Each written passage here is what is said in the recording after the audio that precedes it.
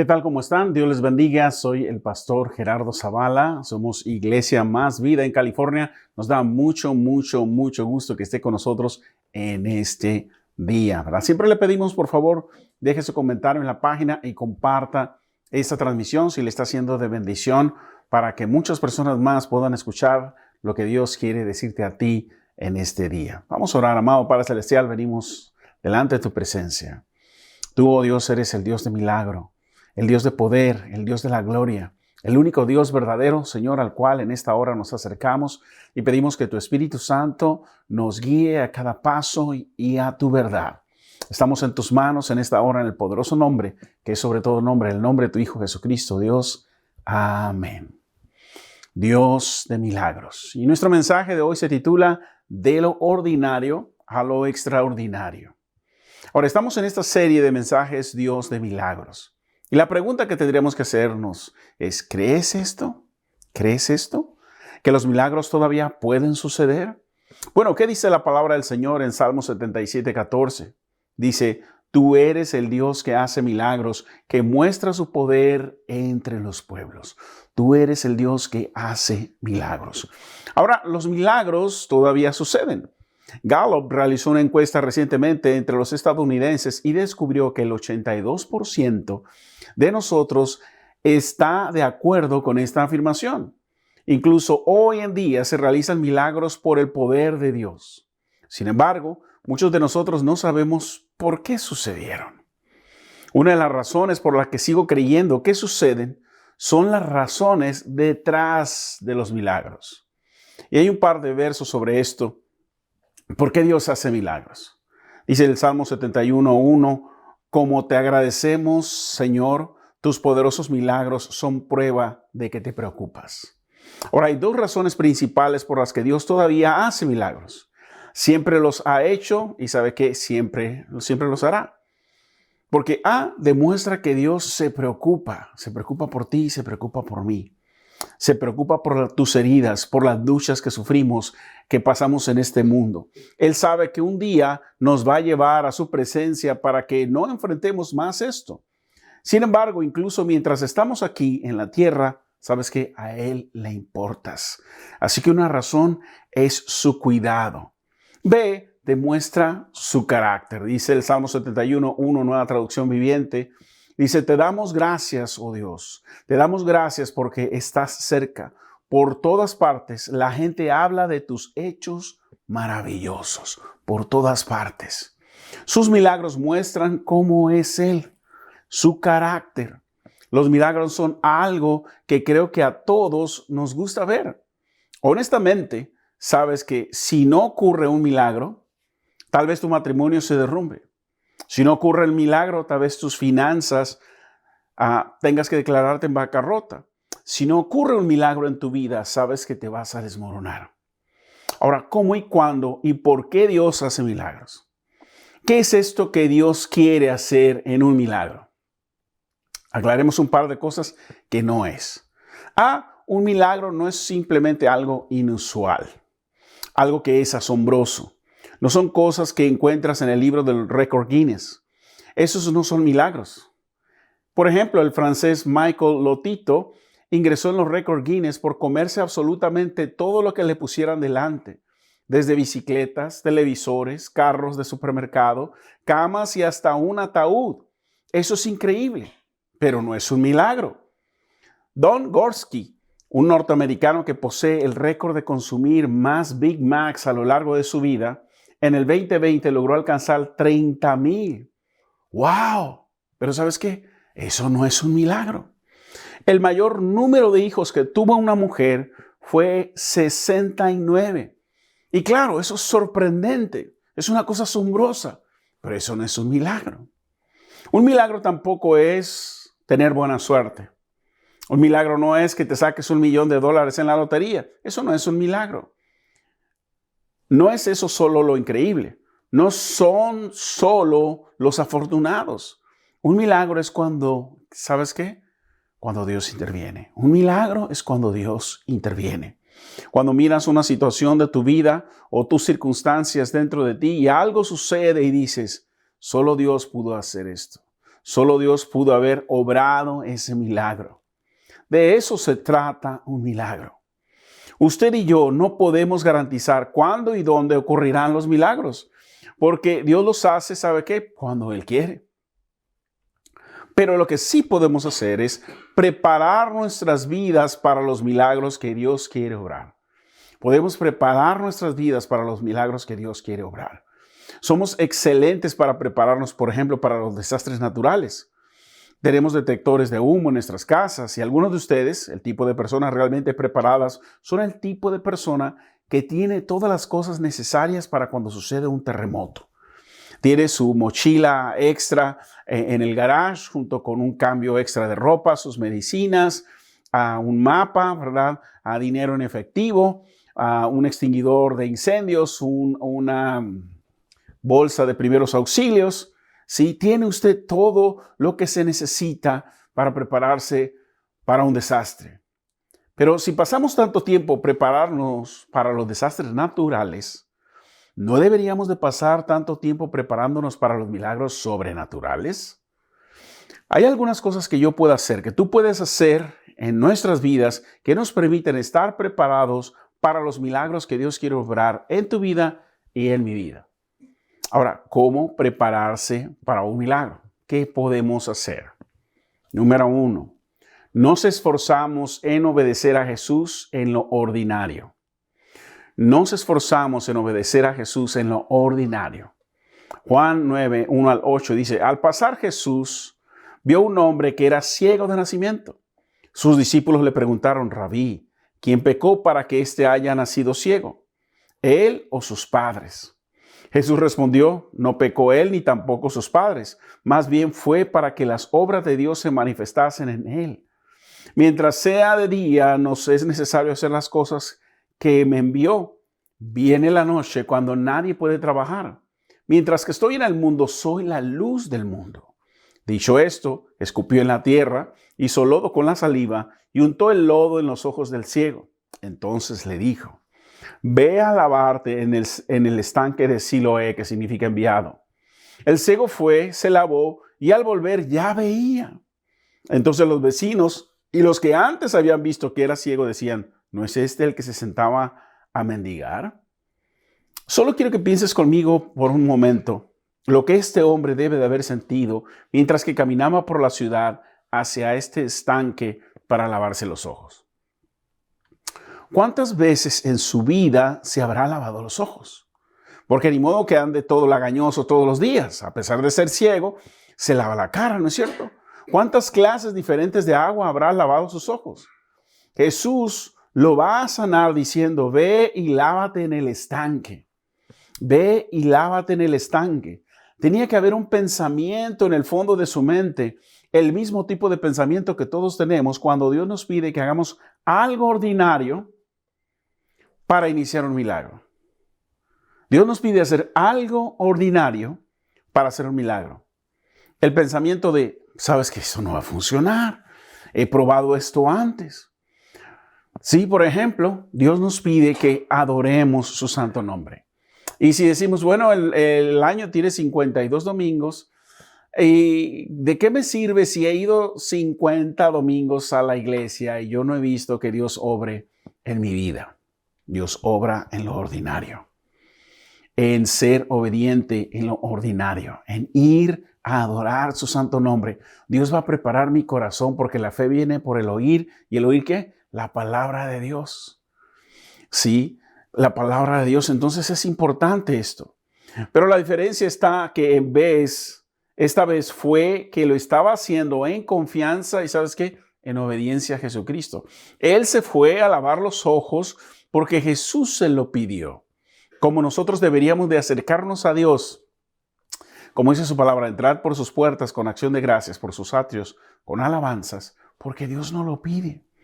Así que fue este hombre y se lavó, quizás por milésima o 10,000ª vez, se lavó los ojos y esta vez, mientras el agua goteaba, vio por primera vez en su vida.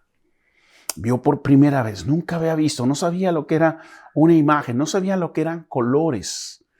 Y ese es el milagro. Es el milagro de la vista cambiada en el exterior. Ahora veía lo que antes se imaginaba. Y vamos a ver en un momento de una perspectiva de cambiar en el interior. Lo sorprendente para mí es que comenzó con algo tan ordinario: lavarse los ojos. Si lees toda la palabra de Dios, así es como Dios inicia la mayoría de los milagros. Él los inicia de maneras muy ordinarias. Dios quiere dividir el mar Rojo en dos, así que le pide a un hombre llamado Moisés que sostenga la vara sobre el mar, que alce la vara para que el mar se abra. Podríamos decir, eso no funcionará para dividir el mar. Sin embargo, ese acto ordinario de obediencia abrió la puerta para que Dios hiciera el milagro. ¿Qué hubiera pasado si Moisés no obedece? No, Señor, pues esta vara, ¿cómo abrir el mar? Mira que es un mar tan grande, ¿qué va a pasar con los peces? Podría haber puesto muchas excusas, muchas preguntas, muchas dudas y no lo hace. Cuando Jesús quiso alimentar a los 5,000, le pidió a un niño su almuerzo ordinario de todos los días. Y cuando lo dio, él usó eso. El desayuno o el lonche o la merienda de este joven. Así es como Dios inicia los milagros en nuestras vidas, con un acto ordinario de obediencia. ¿Qué pasa cuando Dios, por ejemplo, nos pide perdonar? Es un acto ordinario, pero ¿podemos perdonar? A veces no queremos. No decimos, esta persona no merece ser perdonado. Pero es algo ordinario, simplemente tienes que hacerlo y Dios te dice, perdona. No, pero no voy a perdonar. ¿Cómo lo voy a hacer si traigo toda la espalda clavada de cuchillos? Dios te dice, perdona, yo me encargaré de la restauración. Yo me encargaré de transformar esa vida o yo me encargaré de disciplinarla. Él les pide que hagan algo ordinario para abrir la puerta para hacer algo extraordinario. Así es casi siempre como Dios lo hace. Comienza con un acto simple de fe en Él. Este hombre ciego estaba involucrado en el milagro. Cuando sucedió ese milagro, significó más de lo que nunca había soñado en su vida. Significaba que podía ver lo que era increíble y sorprendente para su vida. Pero fue más que eso. Jesús estaba usando lo que sucedió en la vida de este hombre para enseñar a ti y a mí, a millones de personas, a lo largo de los siglos, una simple verdad acerca de sí mismo.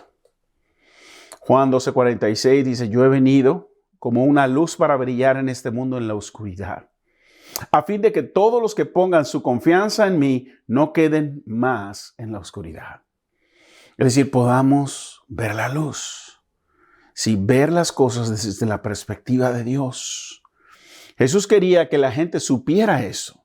Ese fue el milagro de lo que estaba pasando. Hay un milagro más profundo aquí, que Dios pueda traer luz a nuestras vidas. Si, por ejemplo, ¿qué sucede? A veces lo pensamos, vemos las cosas negativamente. Me corrieron del trabajo. Algo negativo. Pero ¿qué tal si Dios estaba librando de un accidente? Que te cayera una caja grande encima y quedaras aplastado ahí. O que te cortaras una pierna. O que tuvieras un desvío sexual y te fueras con una compañera o compañero del trabajo y Dios te lo está evitando y por eso decide que lo mejor es que te corran. Y tú lo ves como algo negativo, pero lo que está trayendo o intentando Jesús en tu vida es que Jesús da luz al mundo. Pero la verdadera pregunta aquí ¿es la luz de mi mundo? Jesús es la luz del mundo, pero ¿es la luz de mi mundo? ¿Él es la luz que necesito en este momento para ver las cosas desde la perspectiva de Dios? ¿No sería genial si siempre pudieras tomar buenas decisiones, las decisiones correctas, siempre entender la imagen completa, siempre tomar la dirección correcta, siempre saber cómo responder, qué decir? El propósito del milagro es que Dios quiere mostrarnos que Dios quiere ser la luz de nuestro mundo. Dice Juan 3:19, y esta es la condenación. Se basa en el siguiente hecho. La luz de Dios llegó al mundo, pero la gente amó más la oscuridad que la luz porque sus acciones eran malas. Y aquí nos devela una grande verdad. Quien no quiere venir a la luz, ¿sabes por qué? Porque sus obras son malas. ¿Y qué usualmente hacemos? la forma de vivir de Adán, ¿verdad? La mujer que tú me diste. La mujer que tú me diste. Culpamos a todos excepto admitir nuestra culpa. ¿Por qué? Porque nuestras obras son malas. Y entonces le atribuimos a otro nuestro desvío, nuestro alejarnos de Dios, nuestro irnos de la iglesia, nuestro ya no estar con nuestros hermanos. Jesús está diciendo, quiero despejar la oscuridad de tu vida. Quiero ser la luz que necesitas para tomar decisiones y tomar el rumbo correcto. Quiero ser la luz que necesitas. Soy la luz del mundo. Y todo comenzó con un acto común de obediencia. Simplemente fue y se lavó en el estanque. No hizo nada más. No bailó en un pie, ¿verdad? No le pidió a Dios que hiciera muecas o que hiciera, llevara cosas de aquí para allá. No, lo único que le pidió Dios fue, lávate los ojos. Lávate los ojos. Dice Juan 8:12, Jesús habló una vez más al pueblo y dijo, yo soy la luz del mundo. Si ustedes me siguen, no tendrán que andar en la oscuridad porque tendrán la luz que lleva a la vida. La fe comienza con algo práctico, por lo general. La pregunta para nosotros este día es, ¿cuál es el paso práctico de fe que debemos de dar? ¿Cuál es el paso práctico de fe que debemos de dar? ¿Qué es lo que hay que hacer? Puede ser una llamada telefónica ordinaria que Dios te pide que le hagas a alguien. Puede ser confianza ordinaria con tus finanzas. Dios está desafiando a dar y piensas, haz cuentas, no importa cuánto doy, no van a mejorar las cosas, no funcionará. Con cualquier acto de obediencia que Dios nos pide que comencemos, así es como nos sentimos. Pensamos, no va a funcionar. Lo que estoy diciendo es que demos a Dios la oportunidad de obrar. Da el primer paso. Comienza, ¿sabes qué? Con lo ordinario. Y yo hablo de tu disciplina en adoración. Tal vez digas, no, pues hoy no le entendí nada al mensaje. Sigue adelante. Sigue constante, ¿verdad? Sigue acercándote a Dios. Sigue buscando a Dios. Oh, hoy no leí la Biblia, mañana no la voy a leer. No, síguela leyendo, sigue meditando, sigue orando. Comienza con lo ordinario. Ahí es donde comienza. Nos esforzamos en obedecer a Jesús, ¿sabes qué? En lo ordinario. Segundo, abre tus ojos para ver a Dios obrando en medio de las circunstancias. Abre tus ojos para ver a Dios obrando en medio de las circunstancias. Dice Juan 9:15 al 17, dice, los fariseos interrogaron al hombre sobre todo lo que había sucedido y le respondió, él puso el lodo sobre mis ojos y cuando me lavé, pude ver. Algunos de los fariseos decían, ese tal Jesús no viene de Dios porque trabaja en el día de descanso. Otros decían, pero ¿cómo puede un simple pecador hacer semejantes señales milagrosas? Así que había una profunda diferencia de opiniones entre ellos. Luego los fariseos volvieron a interrogar al hombre que había sido ciego. ¿Qué opinas del hombre que te sanó? Bueno, creo que debe de ser un profeta, contestó el hombre. Dios hace un milagro y luego viene la evaluación. Él lo hace. Entonces tenemos que averiguar cómo voy a verlo. Ya sea que Dios haga milagros en mi corazón o en las circunstancias de la vida. ¿Sí? Es decir, en mi interior o en mi exterior. Una cosa es que Dios haga un milagro y otra cosa es que veamos ese milagro. Porque a veces Dios lo hizo y no lo estamos viendo. Incluso hoy en día hay muchas personas que miran los milagros que están aquí en la Biblia y dicen, no, realmente, ¿sabes qué? Pues eso no fue un milagro.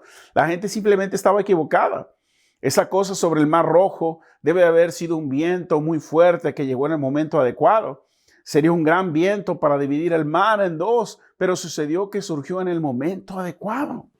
Eso piensa la gente. Explican todo lo que Dios ha hecho. Tienes que verlo. Ver lo que Dios está haciendo. Ver a Jesús en las circunstancias, obrar en medio de las circunstancias. Por ejemplo, me toca como pastor visitar muchos hermanos en el hospital y a veces están ahí y se están quejando. No, pues mire, pastor, aquí están en el hospital. Y yo le digo, bueno, ¿por qué no le das gracias? Mira, dale gracias a Dios que hay hospital donde estamos, que tienes una cama en este hospital, que te están atendiendo, dando las medicinas, que hay un médico, que hay enfermeras que te están atendiendo y en esta enfermedad especial está el tratamiento, te lo estén dando, ¿verdad? Debe de haber un motivo de gratitud en tu vida. Dejar ver a Dios obrando en medio de las circunstancias. Juan 9:39 dice, entonces Jesús le dijo, yo entré en este mundo para hacer juicio, para dar vista a los ciegos y para demostrarles a los que creen que ven que en realidad son ciegos. ¡Wow! Para demostrarles a los que creen que ven que en realidad están ciegos. Cuando pensamos que tenemos todo resuelto, cuando pensamos que podemos ver todo, Jesús dice que es cuando estás más ciego. Pero cuando dices que tengo una necesidad, necesito ver, necesito algo de luz para mi mundo, ahí es cuando tenemos la oportunidad de ver.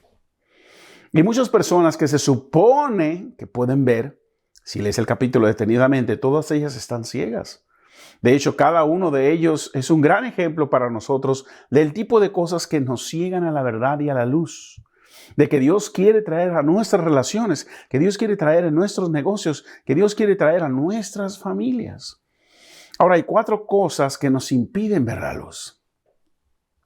4 cosas que nos impiden ver la luz. A, lo que piensan los demás.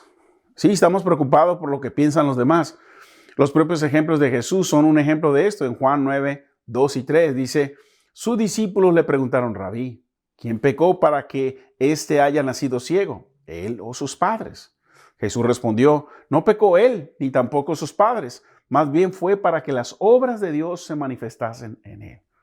Más bien fue para que las obras de Dios se manifestasen en él. Había una opinión popular en ese día de que si estabas enfermo era porque habías pecado. Si estuvieras un poco enfermo, habrías pecado pues un poquito. Una especie de gripa espiritual, ¿verdad? Si estuviste muy enfermo, pecaste mucho. Y los discípulos dijeron, este hombre nació ciego. ¿Cómo puede haber pecado antes de nacer? Tal vez fue culpa de sus padres. Van con esta opinión popular, pero la opinión popular estaba, ¿sabes qué? Completamente equivocada. Completamente equivocada. Ve el albergar la duda en nuestros corazones. El albergar la duda en nuestros corazones. Juan 9, 8 y 9 dice, sus vecinos y otros que lo conocían como un pordiosero ciego se preguntaban, ¿no es ese el hombre que solía sentarse a mendigar? Algunos decían que sí, otros decían que no. Solo se le parece. Pero el mendigo seguía diciendo, sí soy yo, sí soy yo. La multitud aquí en este capítulo es una gran ilustración de lo que queremos ilustrar. Conocieron a este hombre después de que pudo ver por primera vez. ¿Te imaginas lo emocionado que él estaba? La primera vez en toda su vida que podía ver los rostros de las personas. Podía ver a las personas si estaban contentas, enojadas, si se habían peinado o no. ¿Qué estaba pasando? No podían creer que había sucedido porque nunca había sucedido. No podían creer que había sucedido porque nunca había sucedido. Dejaron que sus experiencias determinaran su idea de lo que era posible. Y ese simplemente no podía ser él. Decidieron que en sus mentes que esto no podía ser posible y cerraban su mente. No, esto no está sucediendo. Y eso es lo que le pasó a esta multitud. Ahora, nuestra idea de lo que es posible a menudo nos ciega a lo que es alcanzable. ¿No es así? A veces decimos, no se va a poder. ¿Cómo se va a poder? A menudo hace esto. Muchas veces vivimos en la oscuridad porque nos hemos convencido de que la luz es imposible. Pensamos, no se puede, no podemos avanzar, no vamos a poder alcanzar más almas, no vamos a poder crecer. El horario no es el conveniente, ¿verdad? El equipo no es el conveniente, la situación es la conveniente. ¿Sabes que la palabra de Dios dice que es Dios el que agrega a la iglesia a los que han de ser salvos? Nosotros podemos hacer todas las cosas que necesitamos hacer para alcanzar las almas, pero el que las agrega a fin de cuentas es Dios. Nos hemos convencido de que no se puede hacer nada con respecto, por ejemplo, a nuestros matrimonios. No se puede hacer nada respecto a mi relación con mis hijos. Es imposible. Dios puede hacer cualquier cosa. De eso se tratan los milagros. Seguro que no podrás hacer nada, decimos. No pudieron hacer nada, pero eso no es el punto. La pregunta sería esta. ¿Puede Dios hacer algo? ¿Puede Dios hacer algo? ¿Es posible la reconciliación en tu matrimonio o con tus hijos? La respuesta es sí, porque Dios puede hacer cualquier cosa. ¿Es posible ser un buen cristiano? ¿Es posible que el Dios que creó todo, que me ame y cuide personalmente de mí? La respuesta es un rotundo sí. ¿Es posible el perdón? ¿Es posible la liberación de la culpa? ¿Es posible un verdadero sentido de propósito y significado en mi vida? La respuesta otra vez es sí. Y sí, porque Dios puede hacer, ¿sabes qué? Cualquier cosa. Cualquier cosa. Por eso es el Dios de milagros. Las tradiciones y costumbres nos impiden ver la luz.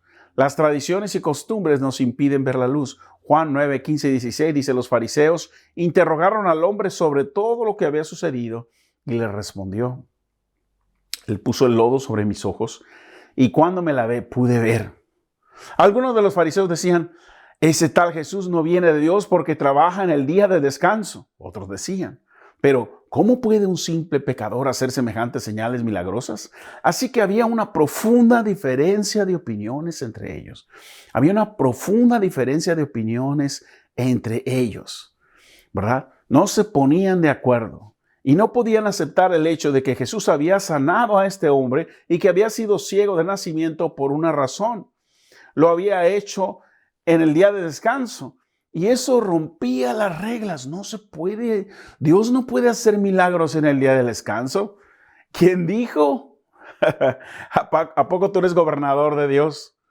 De hecho, si alguna vez te has preguntado por qué Jesús sanó a este hombre exactamente como lo hizo, hubo una razón. Estaba rompiendo las reglas. Ahora, algo que Jesús hizo, y si mal no recuerdo, solo sucede aquí, es que Jesús usa su saliva y usa lodo y usa el agua. 3 cosas: saliva, lodo y agua. Para sanar a este hombre a través de su obediencia fue y lo hizo. Y podríamos pensar, no, ¿cómo Dios va a usar sus babas y limpiarnos, untarnos de lodo, verdad? Dios no haría eso. Bueno, Dios lo hizo. Nuestro futuro no tiene que justificar nuestro pasado. No lo hace.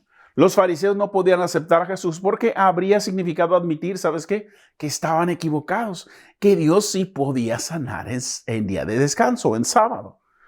Sí, es sorprendente, es impactante, ¿no es así? Con lo que vivimos, con lo que viviremos solo para evitar admitir que nos equivocamos. Los matrimonios han sido destruidos, las carreras se han ido por el caño, los negocios han fracasado, las vidas personales se han derrumbado solo porque alguien no pudo decir estaba equivocado. Dios pudo hacerlo diferente. No podían ver la verdad en Jesucristo solo porque no pudieron decir que tal vez algunas de estas reglas estén equivocadas. Ahora, ¿por qué conformarse con la oscuridad cuando puedes admitir que necesitas la luz? Sí, ¿por qué conformarse con la oscuridad cuando puedes admitir que necesitas la luz? Y a veces estamos así, estamos en la oscuridad y queremos seguir en la oscuridad. Pero ¿para qué sirve la oscuridad si no disfrutas de estar en la luz? Ahora, ¿por qué vivir en la necesidad cuando Dios quiere suplir nuestra necesidad? Oh, no, es que si Dios quita esta necesidad, ya no voy a orar. No, tal vez vas a vivir con un corazón agradecido a Dios. Señor, gracias porque me has contestado, porque me has restaurado, porque me has sanado, porque has sido tú el que ha respondido, porque tú eres el Dios de milagros. Sin embargo, lo hicieron debido a la tradición y las costumbres. Puede cegarnos a la luz. Y el miedo nos ciega a la luz. El miedo. Juan 9, 19 al 22 dice: ¿es este su hijo? Le preguntaron. ¿Es verdad que nació ciego? Sí, es cierto. ¿Cómo es que ahora ve? Sus padres contestaron: sabemos que él es nuestro hijo y que nació ciego, pero no sabemos cómo es que ahora puede ver ni quién lo sanó. Pregúntenselo a él. Ya tienen edad para hablar por sí mismo. Los padres dijeron eso por miedo a los líderes judíos, quienes habían anunciado que cualquiera que dijera que Jesús era el Mesías sería expulsado de la sinagoga. Expulsados. No, ¿verdad? Vamos a perder nuestra posición ahí, ya la gente no nos va a hablar, nos van a correr también del trabajo. Ahora, ¿cómo se rompe ese miedo que nos impide ver la luz que necesitamos para nuestras vidas, para prepararnos para un milagro? Algunos de ustedes están viviendo con eso en este momento, dice 1 Juan 4:18. En esa clase de amor no hay temor, porque el amor perfecto expulsa todo temor. Si tenemos miedo es por temor al castigo, y eso muestra que no hemos experimentado plenamente el perfecto amor de Dios. Ahora, el amor perfecto de Dios en nuestra vida tiene el poder de expulsar el temor de nuestra vida que nos impide ver la verdad que Él quiere que veamos. ¿Qué? El amor echa fuera el temor. ¿Qué? El amor. Pero el amor, dice su palabra, todo lo cree, todo lo sufre, todo lo espera, todo lo soporta. El amor todo lo sufre. Pero ¿sabe qué pasa con el ser humano? No le gusta sufrir. Ahora, no significa que seamos masoquistas. No, significa que cuando pasamos por circunstancias difíciles, vamos a sufrir, sí nos va a doler. Pero a través de ejercer ese amor en creerle a Dios, en obedecerle para prepararnos por ese milagro, practicamos ese amor que todo lo cree, todo lo sufre, todo lo espera, todo lo soporta, porque ese amor va a echar fuera el temor. ¿Por qué? Porque Dios es amor, y si me lleno de Dios, no le voy a temer a nada, porque mayor es el que está en nosotros que el que está en el mundo. Por cierto, ¿cómo afecta todo esto al hombre que nació ciego? Podía ver por primera vez. Todo el mundo le dice, no puede ser, no debe de ser, no puedes ver. ¿Cómo le afectó? Su respuesta a todas estas preguntas, a todas estas luchas, es una de las respuestas más clásicas de toda la palabra de Dios. Te ayuda y es ver cómo manejarlos cuando todos nos arrojan dudas, cuando todos nos arrojan tradición, cuando todos dicen que Dios no puede, que Dios no lo haría, y sin embargo quieres creer. Él los miró y dijo, Juan 9:25, yo no sé si es un pecador, respondió el hombre, pero lo que sé es que yo antes era ciego y ahora puedo ver. Yo antes era ciego y ahora puedo ver. Y pasa algo curioso, ¿verdad? Cuando Dios nos da la vista espiritual de ver el mundo en realidad, vemos cómo los demás no ven y están ciegos, ¿verdad? Pero no les podemos imponer nuestra vista o sacarnos los ojos y ponérselos para que vean lo que nosotros vemos, porque ellos tendrán que hacerlo por sí mismos. Yo no lo puedo hacer por nadie, lo tendrán que hacer ellos. Ahora, todas las explicaciones no pueden cambiar ese hecho. Puedes cerrar los ojos con tanta fuerza como quieras, pero eso no cambia el hecho de que afuera hay mucha luz. Hay una luz para que todos la vean. Hace unos cientos de años, un hombre llamado John Newton era traficante de esclavos. Vivió solo y admitió una vida miserable. Trató con personas, sí, usó a la gente, vendió a la gente, mató a la gente.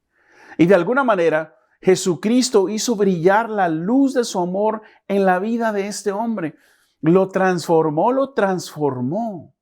Y empezó a ver las cosas que nunca había visto sobre las personas, sobre la vida y sobre el propósito de la vida. Vio la vida de una manera completamente nueva. Y una vez escribió una canción sobre eso, una canción con la que todos ustedes están familiarizados. Es uno de los himnos más populares en el mundo. Escogió las palabras de este hombre cuando escribió: sublime gracia del Señor, que a mí pecador salvó. Fui ciego, mas hoy veo yo. Perdido fui y Él me halló. Sí, fíjense que dice, Él me halló. No fue Newton el que encontró a Dios. Dios se lo encontró a él y lo sacó de ese lodo donde estaba metido, donde era una horrible y maléfica persona, y transformó completamente su corazón. Y esa transformación de su corazón, de regresarle la luz de la vida, ese milagro tan extraordinario, ¿verdad?, cambió su vida para siempre, que influencia a nosotros hasta el día de hoy. Ahora veo.